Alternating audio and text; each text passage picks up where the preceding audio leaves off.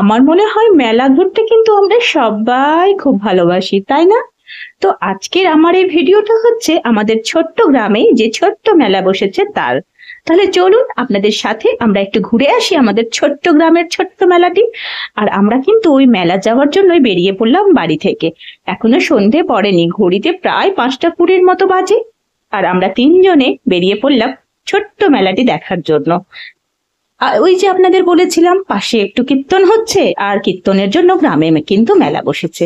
আর ওই যে আমরা কিন্তু চলে আসছি এবার সামনে, দেখতে পাচ্ছেন মেলার একদম আমাদের কাছে। ডেইলি ব্লগস উইথ মৌমিতা নিক চ্যানেলে আপনাদের সকলকে স্বাগত জানিয়ে আমি মৌমিতা নিয়ে চলে এসেছি নতুন দিনে নতুন গল্প শুধুমাত্র আপনাদের জন্য। আশা করি যারা যে প্রান্ত থেকে আমার এই ভিডিওর সঙ্গে যুক্ত হয়েছেন তারা সকলে খুব ভালো আছেন। আপনাদের ভালোবাসায় আর ভগবানের আশীর্বাদে আমরাও ভালো আছি।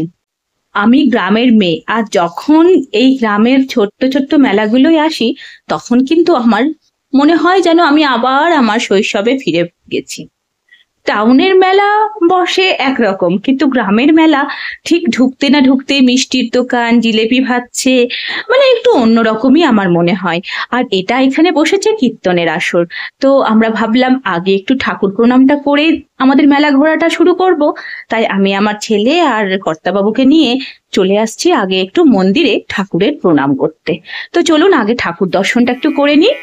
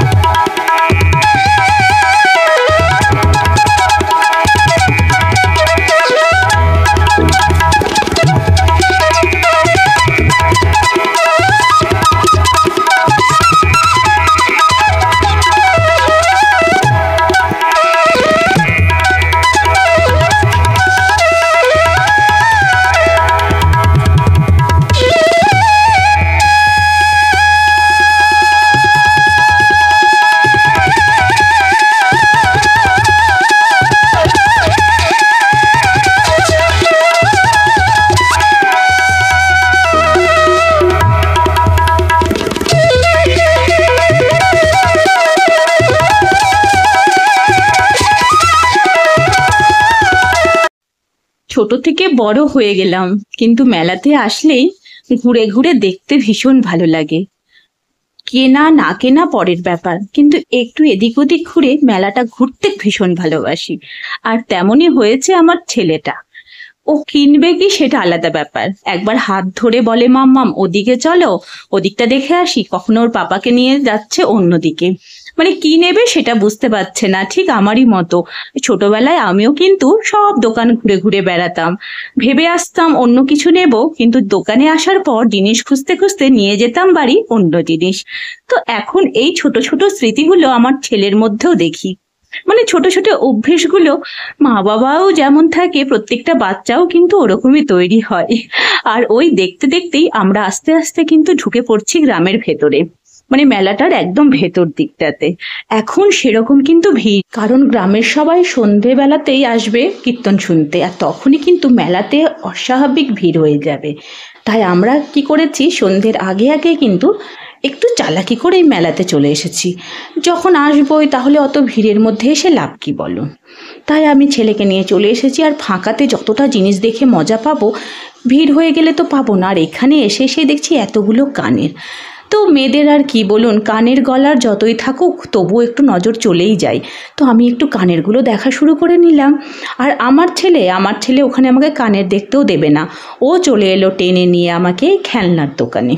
ও বাচ্চা মানুষ, ওর আর কি দোষ, আমার কানের ওপরে নজর আর ছেলের নজর হচ্ছে খেলনার উপরে। তো ও একটার পর একটা নিচ্ছে, কখনো বলছে আমি এই বলটা নেব, কখনো একটা ওই যে বলটা সে জাম্প মেরে চলে যাচ্ছে, সে বলটাতে প্রথমে এসে নজর পড়লো, বলে মা পাপা দাম জিজ্ঞাসা করো। পাপা ওর দাম জিজ্ঞাসা করছে যে কত। আর এদিকে কিন্তু ও ততক্ষণে ঘুরে যাচ্ছে আরেকটা খেলনার দোকানের দিকে। দিয়ে ওকে বললাম, না বাবা, ওরকমভাবে একটা দোকানে দেখে আরেক দোকানে পালাতে হয় না, তুমি এই দোকান থেকেই নাও যেটা নেবে। তখন ও প্রথমে তো এই বলটা দেখলো, এবার তারপরে ওর পাপাকে বললো এই বলটা আমি নেব। দিয়ে ও আরেকটা শুরু করলো বাস দেখতে। মানে কি বলুন তো, আমার ছেলের ছোটবেলা থেকে এত গাড়ির প্রতি নজর যে কি বলবো। বাড়িতে শুধু গাড়িতে ভরে আছে, কিন্তু খেলে না, সব রাখাই থাকে ওই 1 থেকে 2 দিন খেলা দিয়ে। ওই জন্যই আমি কি করি, ওকে ছোট থেকেই বলি যে খুব একটা দামি নেবে না, যেটা 50, 60, 100 ঠিক আছে। কারণ অত অত দামের জিনিস নিয়ে বাড়িতে শোপিস বানিয়ে রাখার তো তার কোনো দরকার নেই, তাই না? ওই বছরে একটা দামি খেলনা দিই, সেটাও হচ্ছে খুব জোর 500 টাকার। তার থেকে বেশি আমি ছেলেকে ছোট থেকেই ওগুলো অভ্যেস করে নিই। কারণ কি বলুন তো, ছেলে বাচ্চাকে মেয়ে বাচ্চা হোক, মোদ্দা কথা হচ্ছে বাচ্চাদেরকে ছোট থেকে বোঝাতে হবে যে টাকার মূল্যটা কতটা। তো আমি ওকে একদম বলেছিলাম যে তুমি মেলাতে নেবে ঠিক, ওই 50 থেকে 100 টাকার মধ্যেই সব নেবে। আর জাস্ট ছেলের খেলনা নেওয়া কমপ্লিট, আর মেলাতে এসেছি আর জিলেপি খাবো না সেটা কি করে হয়। তো একদম গরম গরম জিলেপি ভাজছিল, আর আমরা এসে কিন্তু দাঁড়িয়ে গেলাম। ছিল ওখানে কিন্তু এক থালা, মানে একটু আগের জিলেপি ভাজা ছিল, কিন্তু আমার কর্তাবাবু বলল যে না দাদা, ওটা দেবে না, আমাকে একদম কড়া কড়া ফ্রেশ ভেজে দাও। যেহেতু ওকে সবাই চেনে, পাড়ার দোকান, পাড়ার ছেলে, তো আমাদেরকে আবার সে গরম গরম ভেজে দিল। আর আমরা কিন্তু একদম অনেকটা জিলেপি নিয়েছি, যে এবার জিলেপি নিয়েছি সবাইকে দেওয়ার জন্য নিয়েছি। আর জিলেপিটা নিয়ে চলে এলাম একটু কর্নেটো খেতে।